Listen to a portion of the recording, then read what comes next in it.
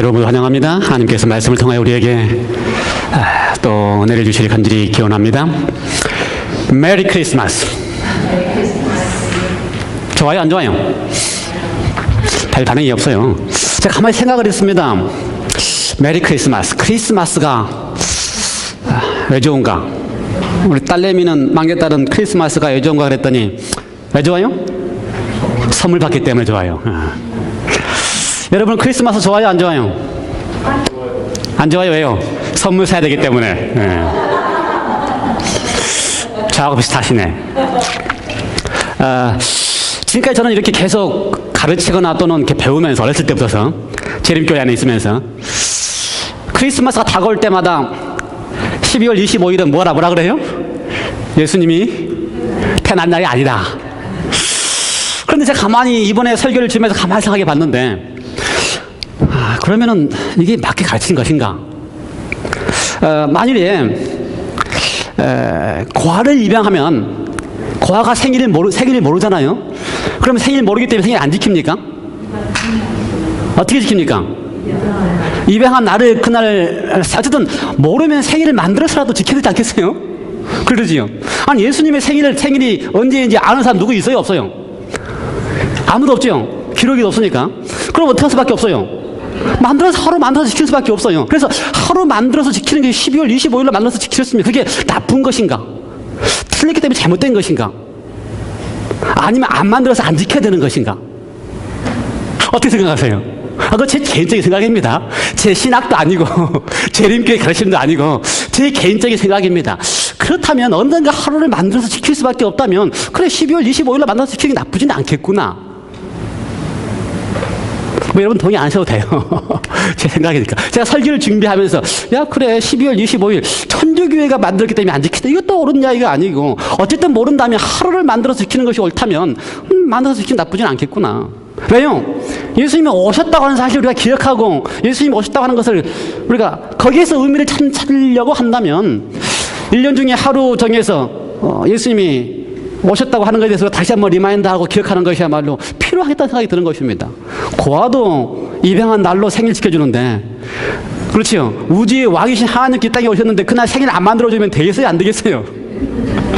제 개인적인 생각입니다. 여러분, 그래서 크리스마스 때문에 너무나 그렇게 그냥 뭐 옳으니 틀리니 꼭 우리는 시조나 가정과 건강 보면은 꼭 크리스마스가 뭐 틀렸고 유래 꼭 이렇게 가르치더라고요. 이러지 말고. 그렇죠? 하루 입양하는 날 예수님의 생일도 모른다면 하루 기억하기에 정말 예수님께서 이 땅에 오셨다는 것에서 감사하고 기뻐하고 가르치는 것이 훨씬 낫겠다. 감사합니다. 여러분 저 엄마가 안 하셔서 이렇게 잘못 가르치면 저 쫓겨나요. 재림교회에서. 오늘은 이사야 제 9번째인데요. 오늘 제목이 뭔지 아십니까? 기쁘다 구주 오셨네. 임마누엘 시리즈 제 3탄입니다. 아주 중요한 시리즈입니다. 제가 의도한 건 아니에요. 그런데 지난주에 영어 설교했기 때문에 오늘 설교가 기쁘다 구주 오셨네 하고 딱 맞는 임마누엘 제 3탄 이사야 시리즈 제 9편입니다. 왜 임마누엘 시리즈 제 3탄인지 아십니까? 정리를 쭉 한번 하셔야 됩니다. 오늘 갑자기 처음 오신 분은 또 잘. 그래. 맞아요. 제가 이렇게 개석을 하면 제가 카톡으로 보내드립니다. 그러니 들으셨지요? 개석하신 분은 꼭 들으셔야 돼요. 그러니 이제 제가 리뷰를 해도 이해가 되시겠지요? 자, 리뷰 한번 해볼까요? 임마누엘 1탄은 뭐였습니까? 임마누엘 1탄은 이사야 7장이었습니다. 이사야 7장은 등장인물이 누가 나와요? 가장 악하다고, 아니 가장이나 그러면 안 되고 악하다고 하는 왕 중에 한 사람이 누가 나옵니까? 아하스. 오케이, 제가 했었습니다. 아하스 왕을 향하여 하나님께서 뭐라고 약속하셨습니까? 내가 너에게 징전을 보여줄 텐데 아들을 낳을 것인데, 여자가 잉태하여 아들을 낳을 것인데 그 이름을 뭐라고 하라? 임마누엘이라고 하라. 임마누엘 뜻이 뭐라고요? 하나님 너와 함께 하실 것이다. 오케이. 그런데 왜 하필이면 그렇게 악하다고 하는 아하스 왕에게 징조를 보여주는데 어떤 징조를 보여줘요? 임마누엘. 그것도 어떤 약속? 하나님이 너와 함께 하실 것이다. 대단한 하나님이시지요. 그래서 임마누엘 1입니다. 하나님은 가장 악한 왕에게까지도 함께 하시는 하나님이십니다. 희망이 있어요, 없어요? 있어요. 왜요? 나는 아하스보다 조금 더 착하기 때문에, 적어도 나 같은 경우에는 아하스보다 더 함께 하실 것이 분명하기 때문에 희망이 있지요? 네, 희망이 있습니다. 두 번째, 임마누엘 2는 이사야 8장이었습니다. 거기는 누가 등장합니까? 우리 정 교수님이 말씀하신 것처럼 히스기야. 제 추측에 히스기야입니다. 제가 설교를 이렇게 조합하면서 봤을 때 히스기야입니다. 어쨌든 8장에서도 역시 이사야가 계속해서 적들이 침공해 올 것이고 고통을 당할 것에 대한 이야기를 할 때에 하나님을 믿도록 호소하면서 8장에는 임마누엘을 2번 반복합니다. 한국말 성경에는 한 번만 나오지만 히브리어 성경에는 2번 연속해서 반복하는데 뭐라고 반복해요? 임마누엘, 임마누엘. 하나님이 너희와 함께 하실 것이다. 그 약속을 누가 믿었습니까? 히스기야가 믿었습니다. 그래서 히스기야가 뭐라 그래요? 18만 5천 명의 사내립 군대가, 아스리아 군대가 쳐들어가는 그 순간에 하나님을 믿고 우리가 믿는 하나님이 아스리아가 믿는 신과 다르기 때문에 우리가 믿는 하나님을 믿고 있을 때에 어떻게 한다? 하나님이 우리와 함께 하신다. 정말 함께 하셨습니까? 예, 함께 하셨습니다. 그날 밤에 18만 5천 명의 아스리아 군인들을 하나님께서 전멸시키셨습니다. 예. 그랬더니 두 번째 임마누엘에는 뭐가 등장합니까? 하나님은 거룩한 뭐가 되신다? 피난소가 되신다. 그렇습니다. 그렇게 많은 18만 5천 명의 적군들이 쳐들어온다 할지라도 임마누엘 하나님 되시는 그곳에 피해 있으면 뭐가 된다고요? 거룩한 피할 곳이 되신다. 제가 그 거룩한 피할 곳을 예수 그리스도와 더불어서 말씀을 드렸습니다. 기억이 안 나시면 유튜브에 가서 다시 한번 확인해 보시기 바랍니다. 마지막으로 세 번째, 이제 오늘의 임마누엘입니다. 오늘의 임마누엘은 9장부터 11장까지를 한꺼번에 다루겠습니다. 재밌는 사실은 7장이든 8장이든 9장이든 9장부터 11장까지든지 다 그 전개 과정을 보면요, 계속해서 적들이 쳐들어옵니다. 그렇죠? 적들이 쳐들어와요. 정말 풍전등화와 같이 아주 위험에 처해 있던 때였습니다. 7장도 그렇고요, 8장도 그렇고요. 9장, 10장, 11장도 역시 똑같은 얘기를 하고 있습니다. 첫 번째는 이스라엘 민족들에게 있어서 적들이 쳐들어와서 고난을 당할 것에 대한 얘기를 하고 있습니다. 마치 그것을 이스라엘 민족들이 적에 의해서 고통을 당할 때에 그것이 마치 하나님께서 하시는 심판인 것처럼 언급하고 있습니다. 그래서 우리가 이 이사야를 읽을 때마다 어떻게 읽어야 된다고요? 하나님의 마음으로 읽어야 된다고 이야기를 드렸습니다. 그래서 그렇게 보이는, 마치 그것이 하나님의 심판인 것처럼 보이는 그것을 읽을 때에 그것이 하나님의 심판이 아니고 무엇이다? 하나님의 구원하시려고 하는 시도이다. 역시 읽어보면요, 하나님이 마치 정말 심판하실 것처럼 늘 나와 있는데도 불구하고 그것마다 뭐가 등장한다고요? 임마누엘이 등장하는 것입니다. 그래서 심판으로 읽지 말고 어떻게 읽어라? 하나님의 구원하심으로 읽어라. 한번 확인해 볼까요? 9장. 집에서 여러분이 안 읽어보셨을 테기 때문에 이걸 다 읽으면 9장부터 11장까지인데 이걸 다 읽으면 오늘 제가 설교를 2시까지 해야 되기 때문에 다 읽지 않고 여러분이 잘 이렇게 이해할 수 있는 부분만 제가 골라서 읽겠습니다. 9장 12절 한번 볼까요? 12절. 앞에는 아람 사람이요 뒤에는 블레셋 사람들이라 그들이 그 입을 벌려 이스라엘을 삼키리라. 이게 지금 어떤 상황이라고요? 이스라엘이 직면하고 있는 어려운 상황입니다. 아람 사람도 오고 블레셋 사람도 오고. 그래서 지금 이스라엘이 지금 그 앞에는 이스라엘의 제약들을 이렇게 쭉 언급하면서 그러한 제약들로 말미암아 아람 사람들도 오고 블레셋 사람들도 와서 어떻게 한다? 너희를 삼킬 것인데, 그 다음에 하는 얘기가 12절. 그럴지라도 여호와의 노가 시지하며 그 손이 여전히 펴지리라. 어떻게 읽어요? 정리해 볼까요? 그 앞에는 뭐라고 했다고요? 이게 정리하면서 이스라엘 이렇게 제약이 많다. 그래서 아람 사람과 블레셋 사람들이 침공해 올 것이다. 그럴지라도 하나님의 노와 하나님의 뭐가? 진노의 손이 어떻게 하다? 아직도 펼쳐진다. 무섭지요? 제약을 많이 지었으니 고통을 당하는데 그것이 뭐라고요? 하나님의 노고 하나님의 진노의 손이다. 이렇게 읽으면 아주 무섭지요. 자, 우리가 지금까지 이사야를 하나님의 마음으로 읽으면서 이렇게 성경에 나오면 어떻게 이해하신다고요? 잘 이해하셔야 된다 그랬죠. 하나님의 마음으로 이해하셔야 된다 그랬어요. 일단 이스라엘 백성들이 제약이 많습니다. 제약이 많아서 더 이상 하나님의 보호하심에 대한 손길을 계속해서 거절하면 주위에 있는 아람이나 블레셋이 이스라엘을 침략해 올 수 있어요, 없어요? 당연히 올 수 있어요. 왜요? 하나님의 보호하심을 할 수 없기 때문에. 왜요? 계속해서 하나님의 보호하심을 거절하고 있기 때문에. 하나님 대신에 어디로 가 있기 때문에? 우상을 숭배하고 하나님의 보호하심을 거절하고 있기 때문에 하나님이 그들을 보호하실 수 없으면 아람과 블레셋이 쳐들어온다 이 말입니다. 그렇죠? 그렇게 고통당합니다. 그래서 그렇게 고통 가운데 있는 이스라엘 향하여 뭐라 그래요? 하나님은 너희들이 그의 죄악 때문에 내가 진노하고 버려졌다고 표현하신다 이 말입니다. 이해가 되세요? 그래서 지금 그러한 반복을 계속해서 하고 있습니다. 17절도 역시 똑같이 있고요. 그래서 9장과 10장을 보면은 그럴지라도가 4번이나 반복됩니다. 그럴지라도 너희들이 이렇게 고통을 당할지라도 하나님이 나는 너에게 어떻게 더한다? 뭘 더한다? 여호와의 노가 쉬지 않으면 그 손이 여전히 펼쳐진다. 예. 그런데 9장, 10장, 11장의 주제는 하나님의 노가 더하고 하나님의 손이 여전히 펴져 있다는 이야기가 아니고 그렇게 당하는 고통을 하나님이 주신 것으로 하나님이 다 책임져서 표현하고 있는 것입니다. 그렇죠? 하나님이 너희들이 당하는 고통은 다 내 책임이냐? 내가 그렇게 사랑했는데 더 사랑했으면 너희들이 나를 잃어버리지 않았을 때 하나님이 다 자신의 책임으로 돌리기 때문에 당하는 고통을 하나님의 진노와 하나님의 손으로 펼친다고 표현하고 있는 것입니다. 반대로 그러한 상황을 이야기하면서 9장과 10장과 11장에서는요 2번에 걸쳐서 임마누엘을 이야기하고 있습니다. 9장 6절 7절 이는 한 아기가 우리에게 낳고 한 아들을 우리에게 주신 바 되었는데 그 어깨에는 정사를 메었고 그 이름은 기묘자라 모사라 전능하신 하나님이라 영존하신 아버지라 평강의 왕이라 할 것임이니라. 그 정사와 영광에 평강의 다함이 무궁하며 또 다윗의 위에 앉아서 그 나라를 굳게 세우고 자금 이후 영원토록 공평과 정의로 그것들을 보존하실 것이라. 만군의 여호와 열심히 어떡한다? 이를 이루신다. 예. 그래서 7장, 8장, 9장, 11장까지의 전개는 계속해서 임마누엘 1, 임마누엘 2, 임마누엘 3로 뭐라 그런다고요? 계속해서 하나님이 임마누엘 한 아이를 통하여 너희를 구원하실 것에 대한 보장을 계속 하시는데 그렇게 하실 때마다 그 배경 속에는 어떤 배경이 있다고요?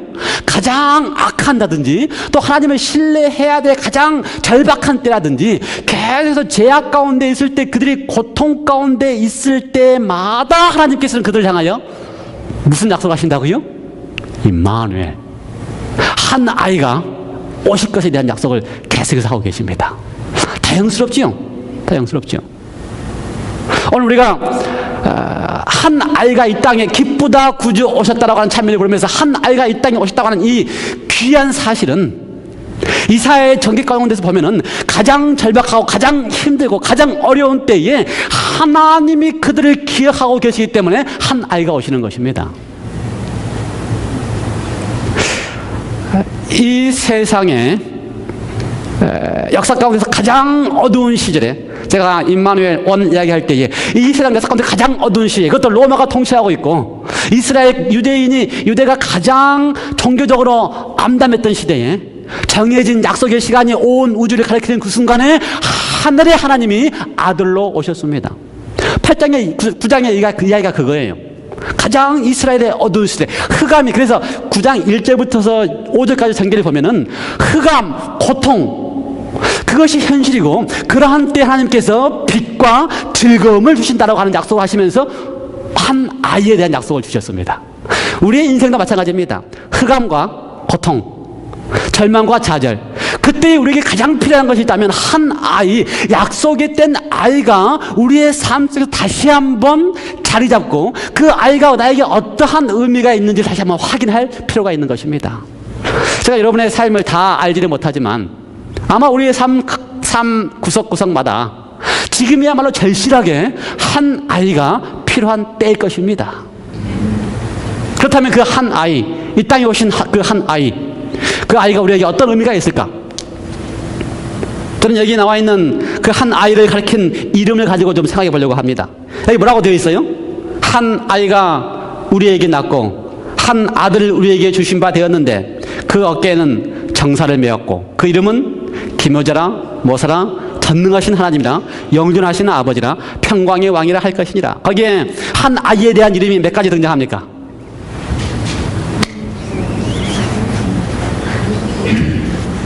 몇 가지 등장해요? 5가지 등장해요? 네, 잘하셨습니다. 한국말에는 5가지 등장하고요. 히브리어에는 4가지로 이렇게 압축되어 있는 게 정상입니다. 한번 정리해 볼까요? 첫 번째, 기묘자라 모사라. 히브리어에는 한 단어로 되어 있습니다. 원더풀 카운셀러. 영어 성경에 이렇게 되는 게 많이 있지요. Wonderful Counselor. 한국말은 어려워요. 기묘자라 모사라. 기묘자라 모사라. 한국말은 어렵습니다. 그게 뭐라고요? Wonderful Counselor. 우리에게 이 땅에 오신 한 아이, 그것도 가장 어려운 때에, 가장 필요로 한 때에 오신 그 아이의 이름이 뭐라고요? Wonderful Counselor. 여러분, 요즘 시대는 카운셀러가 아주 각광받고 있는 시대입니다. 뭐든지 다 카운셀러를 필요로 합니다. 뭐 기억나시는 거 있어요? 결혼 상담도 해야 되고요. 그 다음에 재정 상담도 해야 되고요. 보험 상담도 해야 되고요. 변호사 안 하셨어요 오늘? 법률 상담도 해야 되고요. 또 뭐 있어요? 가정 상담, 자녀 상담, 법률 상담. 뭐 상담, 모든 게 다 이제 우리 입시하려면 입시 상담도 해야 되고요. 모든 게 다 상담을 해야 됩니다. 제가 최근에 여기 커뮤니티 컬리지에서 있는 클래스 가운데 50대면 들어갈 수 있는 나이 50대면 들어갈 수 있는 은퇴 상담, 은퇴 교육을 제가 6시간 교육을 받았습니다. 은퇴 준비 교육. 예, 모든 걸 다 요즘은 그렇게 상담이 필요한 시대예요. 그런데 왜 그렇습니까? 전문화되어 있기 때문에 전문가의 상담이 필요해서 모든 걸 다 이렇게 결정하는 시대에 살고 있습니다. 그러한 때에 우리에게 온 한 아이의 이름을 가리켜서 뭐라고 표현했어요? Wonderful Counselor. 예, 상담가 중에서 가장 잘하는 상담가를 향해 뭐라 그럴까요? Wonderful Counselor. 아주 멋있는 이름입니까? 예, 여러분이 뭔가 인생의 문제에서 상담할 필요가 없어요. 제가 그 6시간 강연에 갔는데요. 사실 정말 들을 거 하나도 없더라고요.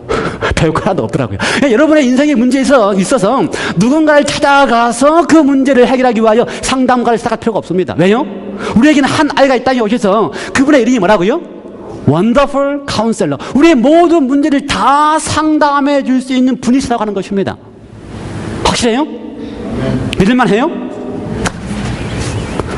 히브리서에 보면 이렇게 표현했어요. 그분은 한결같이 우리와 같이 모든 것을 다 체험을 했다. 모든 것을 다 경험했다. 다 경험했다고요. 집사람이 고통도 경험하고 가슴 아픈 것도 경험하고, 그렇죠? 남편이 혹 말 잘못해서 가슴 아팠던 경험. 아니요, 지금 장면을 보고 한 이야기 아니고 저를 보고 한 이야기입니다. 저를 보고. 우리 파트너 요즘 안 그래요. 저도 안 그랬는데 제가 어제 큰 실수를 했어요. 우리 집사람한테. 어제 우리 집사람이 이 칼국수를 잘 만들어가지고, 손칼국수를 기계로 반죽을 해서 기계로 뽑아가지고 손칼국수를 아주 맛있게 했는데 저보고 묻더라고요. 어떠냐고. 그래서 제가 명확한 판단을 해줬죠. 명확한 판단을 해줬어요. 어떻게 판단을 해줬어요? 반죽이 좀 질어서 그런지 조금 이게 좀 퍼진 것 같은 다음에 할 때는. 이거 명확한 분석입니다. 잘했지요? 자, 그래가지고 얼마나 고생한지 압니까? 네, 제가 고생 많이 했습니다. 이렇게 남자들은 정확한 판단하면 안 돼요. 절대로 이성으로 판단하면 안 되고 어떻게 된다고요? 그럴 때마다 감정으로, 네, 남자는 이성적이고 여자들은 감정적이기 때문에 여자를 대할 때마다 제가 이 신혼부부에게 친구 신혼부부에게 메리지 카운셀링을 잘하고 있으니까 여자를 대할 때마다 어떻게 하라고요? 감정으로 대하라. 이성으로 대하지 말고 하면서 왜 이렇게 됐지요? 네, 원더풀 카운셀러. 예, 이러한 카운셀러를 찾아가서 할 필요 없어요. 찾아가서. 제가 근데 솔직히 말씀드리면 집사람이 그것 때문에요. 제가 이 칼국수를 먹는 내내 투덜투덜거려요. 내내. 네. 제가 아부도 해보고 맛있다고 해보도 소용없어요. 한 번 지나간 다음에는. 그래서 계속 투덜거리게 해서 제가 속 안에서 불이 일어나요. 속 안에서 불이 일어나요. 제가요 원래 한 성격하는 사람입니다. 여러분, 제가 좋은 목사라고 아침부터 말씀하셨지만 제가 한 성격하는 사람이에요. 그래서 속 안에서 불이 일어나는데요, 제가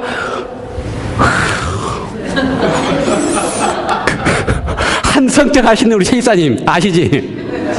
네, 한 성격 하시는 최집사님. 제가 그래서 한 성격 하기 때문에 그걸 정말 한 성격이 나오려고 그러더라고요. 먹는 내내 그러니까 한 성격이 나오려고 그러는데 제가 지금 설교 제목이 뭐예요? 내일 아침 설교해야 되는데 설교 제목이 뭐예요? 원더풀 카운셀러 설교 제목이지 않습니까? 그래서 제가 한 성격이 나오려고 지금 막 밥을, 이 국수를 먹다가 넣고 다른 데 가졌으면 정말 한 성격 나오는데 참고 한 성격 나오는 이 순간에 원더풀 카운셀러를 제가 다시 이렇게 설교를 지금 하면서 명상을 했습니다. 답이 그거밖에 없어요, 여러분.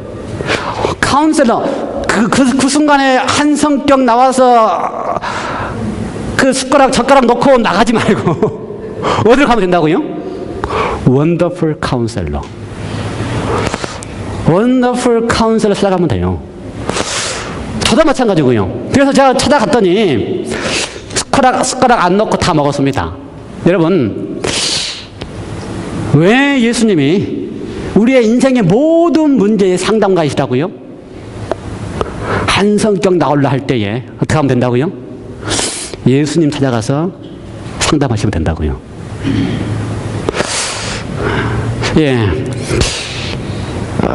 예수님은 한 분야의 전문가가 아닙니다.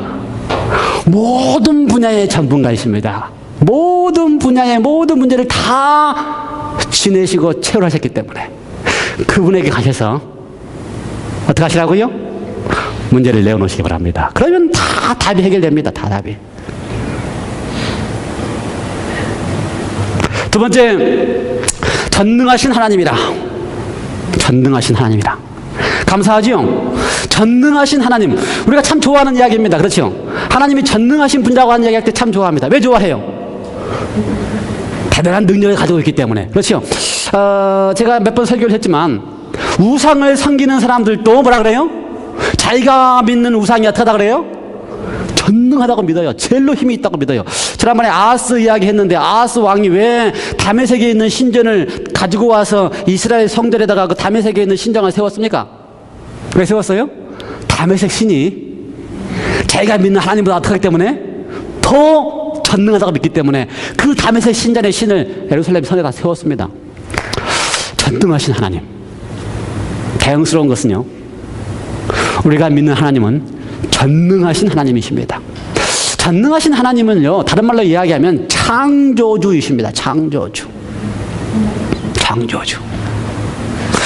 창조주라고 하는 이야기를 할 때에 우리 성도님들은 벌써 한 7년 동안 제가 이야기했기 때문에 그 의미가 무엇인지 아시지만 창조주라는 이야기를 할 때에 전능하신 하나님이라고 할 때 거기에는 하나님의 능력만 말씀하시는 게 아니고 창조주라고 하는 때는 하나님의 본성, 하나님의 뭐가 있다고요? 하나님의 본성이 거기에 포함되어 있는 것입니다. 그래서 뭐예요? 내가 너를 창조했다라고 할 때는 내가 창조하는 능력, 전능한 하나님이라고 하는 말뿐만 아니라 내가 창조한 나는 그 본성상 너를 어떻게 할 수밖에 없다? 책임질 수밖에 없다 라고 하는 것까지 포함된 전능하신 하나님이라는 것입니다. 그 전능하신 하나님이기 때문에 책임지셔야만 하기 때문에 그 전능하신 하나님, 창조하신 하나님이 어떻게 하셨다고요? 한 아이가 되셔서 이 땅에 오셨습니다. 만일 그 전능하신 하나님이 책임지시는 하나님이 아니시라면 그냥 우주에 그냥 계시면서 어떻게 하면 돼요? 만들어 놓고 어떻게 하면 돼요? 그래, 한번 살아봐라 하면 돼요. 그런데 그 전능하신 하나님은 만들어 놓은 걸로 끝나지 아니하시고 어떤 하나님이시라고요? 그의 본성상 사랑이시기 때문에 만들어 놓은 피조물에 대하여 책임지시는 분이시기 때문에 어떻게 하셨다고요? 아이가 되셔서 이 땅에 오셨다고 하는 사실입니다. 여러분 믿으시기 바랍니다. 전능하신 하나님이라고 칭호하실 그 순간부터 그분은 여러분을 책임지고 계십니다. 세 번째, 뭐라고 표현됐어요? 영존하시는 아버지다. 영존한다고 하는 말이 무슨 말입니까? 영원히 존재하신다는 말입니까? 아, 잘하셨습니다. 예, 그 영원부터 영원까지 아버지다. 우리 한국 사람들은 원래 이 아버지다라고 하는 개념에 있어서 싹 좋은 이미지가 아닙니다. 우리 최집사님은 안 그러시죠? 아니, 문집사님은. 아버지 좋은 개념이에요. 저는 아버지 그러면 어렸을 때부터 아버지가 아주 무서웠어요. 안 무서웠어요, 아버지? 저는 무서웠어요. 제 아버지 군인 출신이거든요. 야, 한번 딱 하면 뭐 그러니 아버지가 딱 올려 그러면 어떻게 해야 돼요? 미리 TV 보다가도 딱 끄고 올 시간이 딱 되면 그 다음에 오는 소리가 딱 들리면 어떻게 해야 돼요? 책을 펴서 공부하는 척 하고 있어야 되고. 많이 해보셨네. 이런 분들이 다 아버지가 무서운 사람들이에요. 전화 오려. 예. 근데 이 영존하시는 아버지, 성경에서 아버지라고 쓸 때는 어떤 아버지입니까? 네, 책임져 주시는 사랑의 아버지고. 적어도 하나님께서 내가 너를 향하여 내가 아버지다라고 했을 때에 무서운 아버지라고 여러분 느끼시지 않게 되시기 바랍니다. 아버지가 무서우면 안 돼요. 저처럼 아버지가 무서우면 안 돼요. 저는 아버지는 무섭지만 지금 오늘 표현한 영존하신 아버지는 전혀 안 무섭습니다. 왜요? 그 아버지가 나를 사랑한다는 것을 알기 때문에. 예, 성경은 하나님 당신 가르쳐서 아버지라고 쓰기를 좋아하십니다. 그래서 예수님께서 말씀하시기를 빌립이 뭐라고 불렀어요? 예수님께 아버지를 우리에게 보여주십시오. 그랬더니 뭐라 그래요? 내가 지금까지 이렇게 오래 있었는데 나를 보고도 뭐라 그러느냐? 아버지를 더 보여달라고 그러느냐? 그 말은 무슨 말이에요? 내가 곧 아버지다. 빌립이 발견한 예수님, 빌립이 발견한 아버지는 어떤 아버지예요? 3년 반 동안 따라다니면서 발견한 아버지는 어떤 아버지예요? 정말 구비마다 구석구석마다 다니면서 그 사람의 필요를 책임지기 위하여, 그 사람의 필요를 찾기 위하여, 그 사람의 필요를 채워주기 위하여, 그렇죠? 잠도 안 주무시고 먹지도 아니하시고, 그렇죠? 사마리아에 가실 때에 먹지도 않으셨어요. 뭐 때문에? 사마리아에 있는 그 한 여인을 찾아가시기 위하여 먹지도 않으셨어요. 그런 아버지라는 사실을 알기 때문에 예수님 뭐라 그래요? 빌립아, 내가 지금까지 이렇게 오래 있었는데도 아직도 아버지를 보여달라 그러느냐? 그 이야기는 무슨 말이라고요? 내가 바로 아버지다. 이러한 분이 바로 아버지다. 구석구석까지 너의 필요를 채워주는 분이 바로 아버지다. 그래서 한 아들이 이 땅에 오셨는데 그 이름은 뭐라 그런다고요? 영존하시는 아버지라. 마지막으로 네 번째는 뭐라고 표현되어 있습니까? 평강의 왕이다.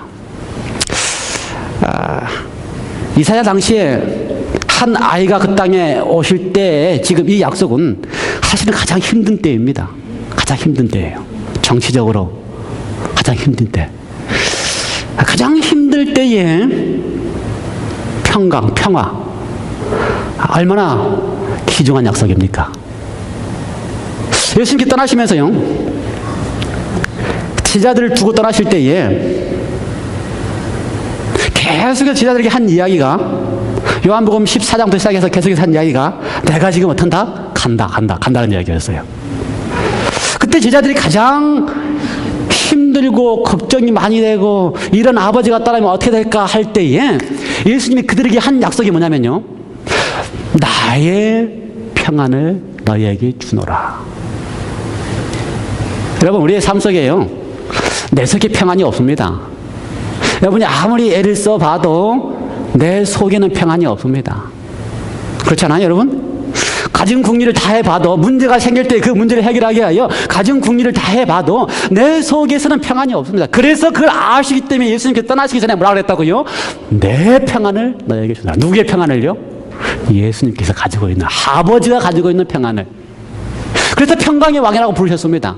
우리 속에 평안이 없다는 것을 알기 때문에 당신이 직접 오셔서 당신이 가질 수 있는, 당신이 주실 수 있는 평안을 주시기 위하여 이 땅에 오셔서 평강의 왕이라고 불리셨습니다. 주님이 주시는 평안, 내 평안이 아니고 하나님께서 이 땅에 오셔서 주시는 하나님, 예수 그리스도의 평안을 여러분 속에 갖게 되시기 바랍니다.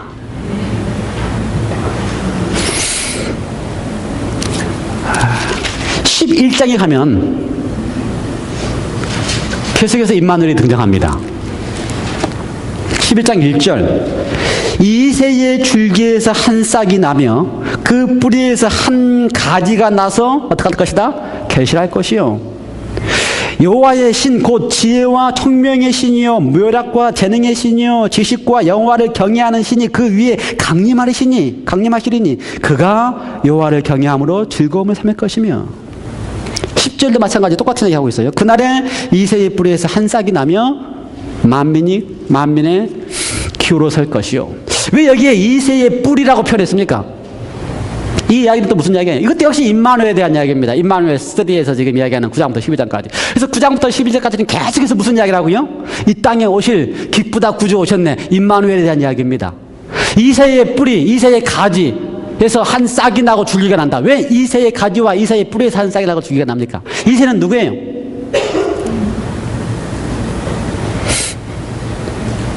이세 누군지 아세요? 잘 모르겠어요? 이세는 다윗의 누구예요? 다윗의 아버지. 왜 다윗의 아버지 이세?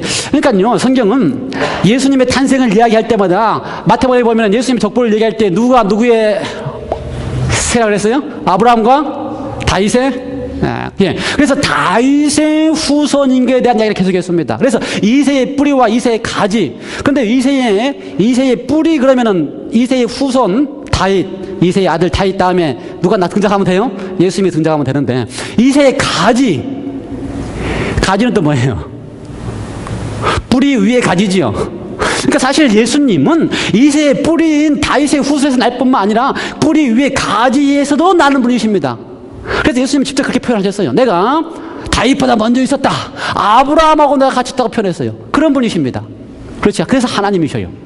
그런 하나님이신 분이 이세의 뿌리가 되기도 하고 이세의 가지가 되신 분이 예수님이라 이 말입니다. 그래서 신약에 가면요, 많은 부분에 다윗의 후손, 다윗의 씨, 다윗의 그다음에 뭐라 했어요? 다윗의 뿌리에서 예수님이 났다는 이야기를 많이 하셨습니다. 그러므로 이 모습은 예수님의 탄생에 대한 이야기입니다. 예수님이 아기로 오실 것에 대한 이야기입니다. 그런데 핵심은 그 날싹, 그렇죠? 예수 그리스도 이세의 후손으로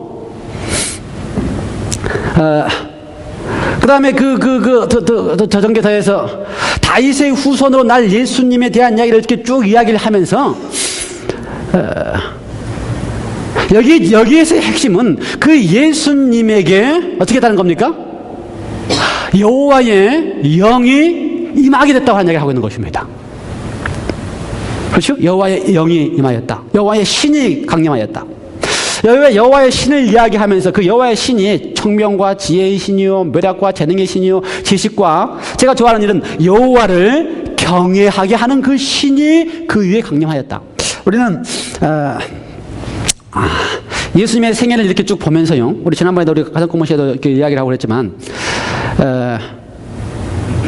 예수님의 생애 가운데에 있어서 핵심은 이겁니다. 지금 예수님이 하나님이셨고 영존하신 아버지가 이 땅에 오셔서 한 아이로 태어나는 그 순간부터서는 뭡니까? 그때부터는 뭐예요? 우리와 똑같은 뭐라고요? 한 사람이 불과합니다. 그렇죠? 분명히 이야기해서 다시 해볼까요? 영전하시고 하나님이시던 그분이 한 아이가 되는 순간 나타나셨다고요? 우리와 똑같이 2000년의 역사 가운데서 가장 죄악된 세상 속에서 가장 죄악된 연약해진 인간으로 이 땅에 오셨습니다. 그러한 예수에 대하여 하나님께서 하실 수 있는 유일한 방법은 뭐밖에 없어요? 여호와의 신이 그 가운데 임하심으로써 하나님을 경외하게 하도록 하는 것이 가장 큰 핵심입니다. 그게 예수님의 비결입니다. 예수님의 삶의 비결입니다.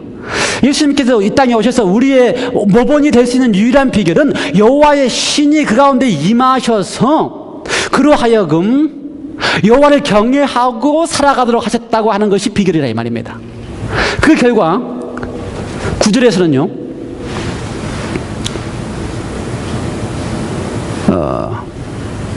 11장 9절에서는요, 앞부분 뒷부분 읽어보면요, 이는 물이 바다를 덮음 같이 여호와를 아는 지식이 세상에 충만할 것임이니라. 여호와를 아는 지식, 하나님이 어떠한 분이라는 것을 알게 하기 위하여 하나님이 임마누엘 대신 이 땅에 오셨는데, 그 하나님이 하나님다운 삶을 살게 하기 위해서는 여호와의 신이 그곳에 그분에게 임하셨다는 사실입니다. 그 결과 그분의 삶 속에서 뭘 알게 하셨다고요? 하나님의 이름을 온 땅에 편만하게, 하나님이 어떠한 분이신지를 알게 하는 삶. 그래서 내가 바로 아버지라고 하는 사실을 보여주는 삶을 하셨다고 하는 사실입니다. 저는 이걸 보면서 중요한 사실은요, 예수님께서 이 땅에 오셨다는 것뿐만 아니라 지금 우리의 삶의 문제입니다. 오늘 우리의 삶이. 그렇죠? 우리가 다 그리스도인이라고 하는 삶을 사는데, 그리스도인이라고 하는 삶을 사는 우리들에게 있어서 우리의 삶이 어때야 될 것이냐 하는 것이 이제 오늘의 이야기의 결론입니다. 재밌는 사실은요, 예수님께서 여호와의 신이 임했던 삶을 사시면서, 그렇죠? 3년 반의 삶을 마지막 다 사시면서 요한복음 14장부터도 보면요, 떠나시기 직전에 예수님께서 가장 많이 말씀하신 말씀인데 그것이 무슨 말씀인지 아세요? 요한복음 14장부터서 내가 이제 가는데 내가 가면 어떻게 하겠다? 보혜사 성령을 너에게 보내시겠다. 그게 계속해서 반복되는 것입니다. 그러니까 예수님이 살아보시니까요. 그렇죠. 아이로서 살아보시고 하나님에 대한 신분을 다 버리시고 한 사람을 한 인간으로 살아보시니까 비결이 뭐밖에 없어요? 여호와의 신이 강림해서 그 신으로 인하여 살아가는 방법밖에 없는 것입니다. 그래서 남겨두는 제자들, 그리스도인이라고 공언하는 제자들 남겨두면서 오늘 2016년에 올림피아 교회의 그리스도인이라고 하는 성도들을 남겨두면서 예수님이 살아보시니까 방법은 그거밖에 없었어요. 뭐밖에 없다고요? 보혜사 성령, 여호와의 신.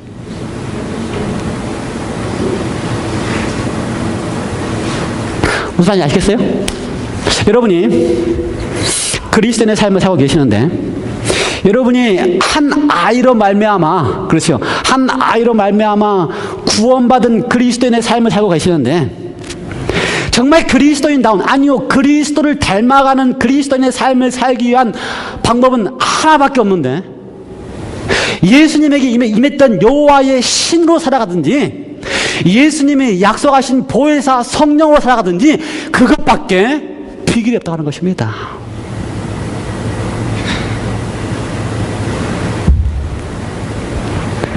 이 땅에 물이 바다를 덮음같이 여호와를 아는 지식이 세상에 충만할 것입니다. 지금 이 땅에 여호와를 아는 지식이 충만해야 됩니다. 어떤 지식이요? 여호와를 아는 지식. 아니, 어쩌면은 여호와를 아는 지식이 충만하다고 생각할지 몰라요. 지구 세상 인구의 3분의 1이 그리스도인이기 때문에. 이러한 때에 예수님께서 필요로 하는 그리스도인은, 이러한 때에 예수님께서 지금 기대하고 바라고 있는 그리스도인은 뭐라고요? 거기에 뭐라고 되어 있어요? 여호와를 아는 지식이 세상에 충만하게 할 수 있는 그리스도인을 필요로 하고 있습니다. 여호와를 아는 지식이 세상에 충만하게 할 수 있는 지식. 다시 말해서 예수님이 이렇게 사셨던 것처럼 오늘 우리의 삶 속에서 어떻게 살아요? 여호와의 신으로 살아가는 사람, 성령과 보혜사의 은혜로 살아가는 사람. 그래서 내가 하는 모든 일에 있어서 하나님의 영으로 말미암아 내가 어떻게 살아야 될지를 묻고 그 영의 인도함으로 살아가는 사람이 오늘 우리에게 필요하다는 사실 말씀하고 계십니다. 말씀을 마치면서 정리하겠습니다. 기쁘다, 구주 오셨네. 기쁘지요? 주님께서 오늘 우리의 삶에 오셨습니다. 왜 오셨어요? 원더풀 카운셀러가 되어주시기 위해서. 왜 오셨습니까? 전능하신 하나님이기 때문에. 왜요? 여러분의 삶을 책임져 주시기 위하여. 왜 오셨습니까? 아버지시기 때문에. 어떤 아버지요? 무서운 아버지가 아니고 가까이 가고 싶은 아버지시기 때문에.